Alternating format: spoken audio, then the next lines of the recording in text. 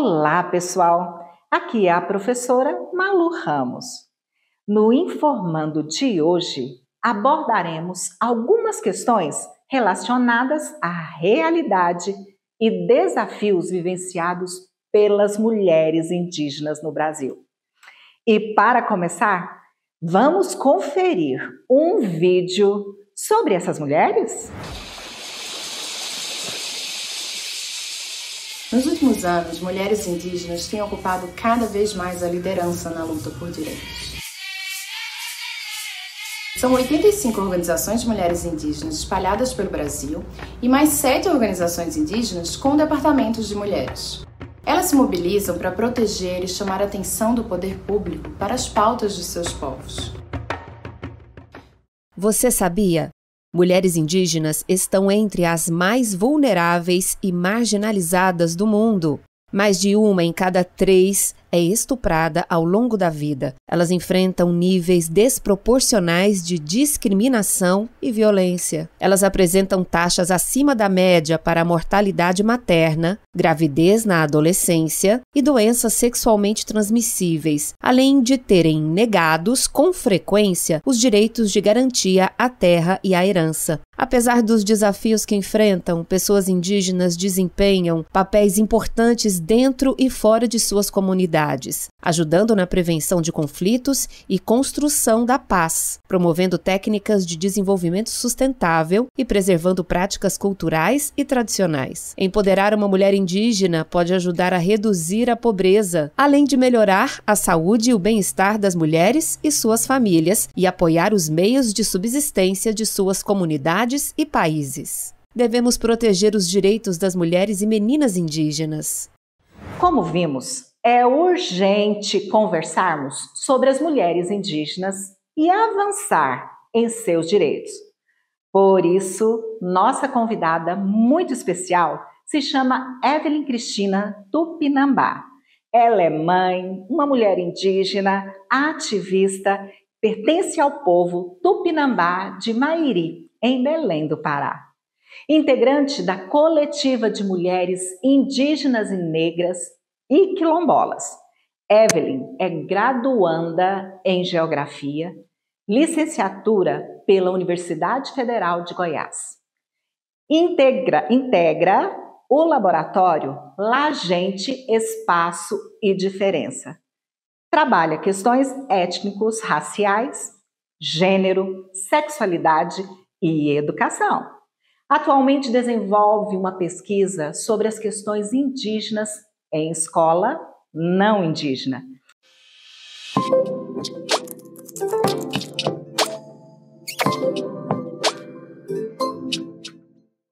Seja bem-vinda, Evelyn. Seja bem-vinda, TT. É com você, TT.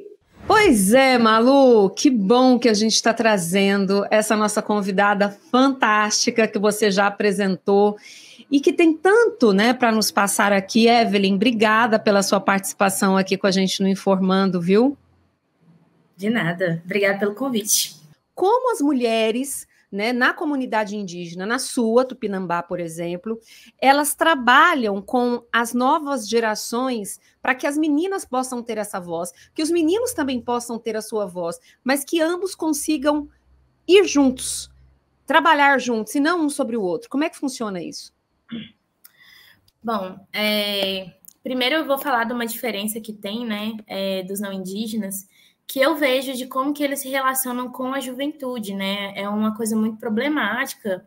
Inclusive, eu atuar na educação com os jovens, isso eu escuto muito esse discurso, esses adolescentes, não, adolescente é terrível, adolescente não sei o quê.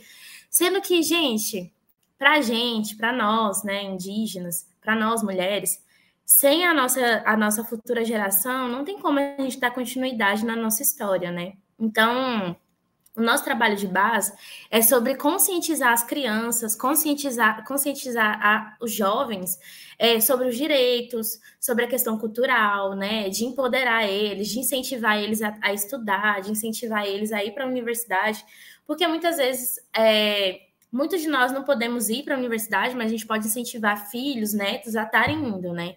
Então, essa forma também de ter uma relação de que não seja hierárquica, né?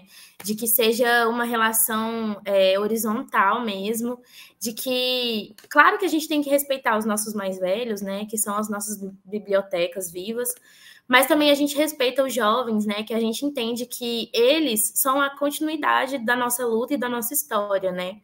Então, essa forma de se relacionar, eu acho que já demonstra uma diferença que tem de como os não indígenas se relacionam, né? Que eu vejo que existe uma relação muito conflituosa com a juventude.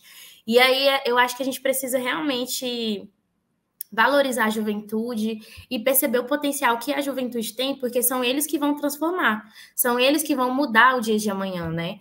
E aí por isso que a gente precisa fazer um trabalho de base com os jovens, de mostrar, né, que os mais velhos passaram por experiências X, né, de que passaram por situações que hoje talvez para eles sejam diferentes, né, mas de conscientizar mesmo, de trabalhar isso. Por exemplo, na minha família, como eu falei, as mulheres são matriarcas, né, e aí existe um respeito muito grande em relação às mulheres mais velhas, né, e a gente entende que muitos dos saberes que a gente tem na nossa família veio da nossa bisavó, assim, ela foi a matriarca, ela é a nossa referência, até ela não está viva mais, mas ela até hoje, assim, ela não é esquecida e ela é lembrada, assim, por todos da família. Então, é sobre esse respeito, sobre a forma como a gente vê e de dar essa continuidade para a nossa geração. Por exemplo, a minha filha, né, eu já empodero ela, já faço um trabalho de base com ela mesmo, sobre essas questões indígenas, sobre questões que ela pode passar na escola mesmo, né, e aí a gente ir trabalhando, né, mostrando para ela de que muitas das vezes pode acontecer situações que as pessoas podem ser racistas com ela, podem, sei lá, fazer bullying com ela, mas ela entender que ela é sim uma criança indígena, que ela sim é diferente, que ela precisa de uma educação diferenciada, né? E ela saber se posicionar. E aí eu acredito que é sobre isso, esse trabalho de base, sabe? De dar continuidade na nossa luta e na nossa história. Evelyn, a gente tem visto muita luta em relação à mulher. E a gente sabe que quando a gente fala de mulher, não é um grupo só, né? São vários. Então, dentro ali do grupo de mulheres, você tem muitas frentes de trabalho. A gente tem, por exemplo, o movimento feminista, que já passou por várias ondas, e que hoje a gente trabalha com a onda de que a mulher, ela luta por ter a equidade e por ter a possibilidade de desenvolver as suas habilidades e as suas potencialidades.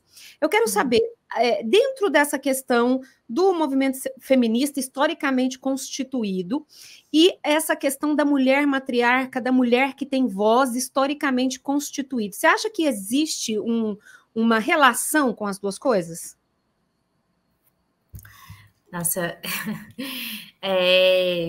isso que tu perguntou gera um debate babado. Porque, assim, eu acredito que, e aí não tem uma definição certa, até por conta das especificidades que existem em cada povo e de como essas mulheres se relacionam.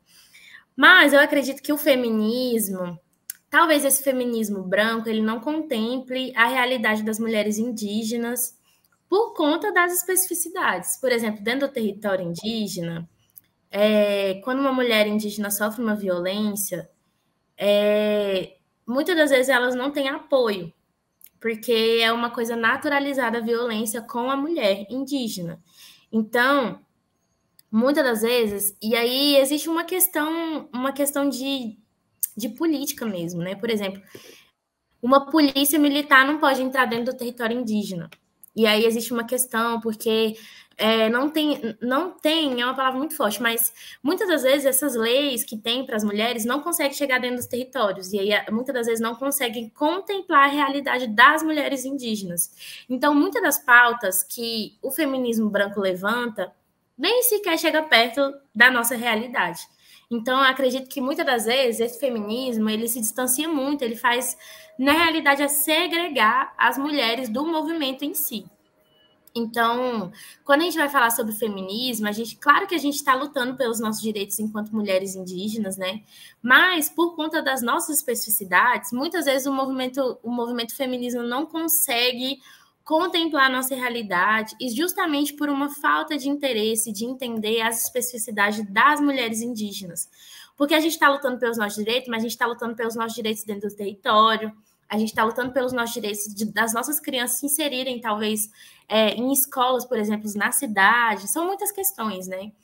Só que a gente acredita, por exemplo, aqui em Abya-Yala, que o povo chama de América Latina, existe um movimento de mulheres indígenas que se assemelham muito, né? E que esses movimentos ele acabam conversando muito. Por exemplo, tem o acampamento Terra Livre, que ele é um dos maiores movimentos indígenas que existe aqui na América Latina, que ele acontece todo mês de abril lá em Brasília.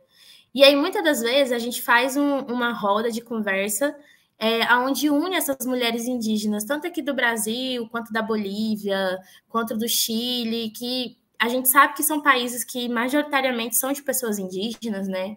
E aí a gente vai ali trazer os problemas que a gente tem dentro das nossas comunidades e os problemas que a gente enfrenta na cidade. Então, a gente acaba entrando meio que num consenso, e aí a gente acaba avançando um pouco mais nas pautas, justamente por a gente ouvir e entender que, mesmo sendo mulheres indígenas, cada uma passa por um tipo de violência por conta das especificidades. E tanto na questão de especificidade de etnia, quanto de território, quanto de localização, quanto de uma questão cultural que existe ali, que a gente sabe que tem alguns lugares que o machismo ele é muito gritante. Tem outros lugares que o machismo ele está presente, mas ele já é mais um pouco trabalhado, ele já é um pouco mais desconstruído com os homens. Então, são muitas questões. E Evelyn, a minha opinião, eu acredito que o feminismo está longe de contemplar a pauta das mulheres indígenas. Mas eu não sei, eu acho que, como eu falei, a gente ainda está debatendo sobre isso, né?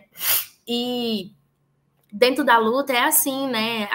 Através de muitos debates, através de muitas reuniões, muitas pesquisas, a gente acaba conseguindo chegar no consenso, né? A gente ainda não conseguiu chegar no consenso do que seria um movimento feminista indígena, mas o que a gente entende é que a gente tem as nossas especificidades, a gente, e muitas das vezes, consegue ter uma semelhança em algumas pautas, mas que da maioria das vezes não.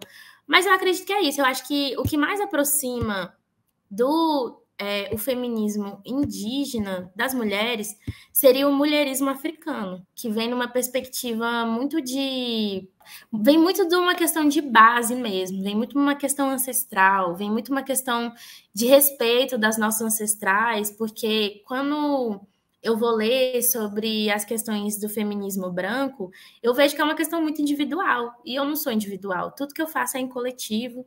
Tudo que se eu estou falando aqui hoje, eu não estou falando só como Evelyn Tupinambá, mas sim a Evelyn, que é uma representante desse povo que é tão grande. Então, eu acredito que as perspectivas são muito diferentes. Uau! Isso é que é aula, viu, gente? Isso é que é aula. Evelyn, cara, eu tô encantada, né, com todo o conhecimento que você tem e com tanto que você tem para nos ensinar, porque muitas vezes a gente não tem noção. É claro que eu já li tantas obras, né? A Jamila Ribeiro tem aquela coleção, Feminismos Plurais, né? Tantas outras autoras que eu li, Angela Davis, Simone de Beauvoir, né? A própria professora Valesca Zanello. Então, a gente percebe que existem feminismos. E aí, quando eu escuto você falando, olha, por mais que eu achei interessantíssimo você falar, a Evelyn sou eu, mas não sou só eu, né? Essa questão da ancestralidade, de quem veio antes de você e quem está ao redor de você, é um pensamento muito interessante, né?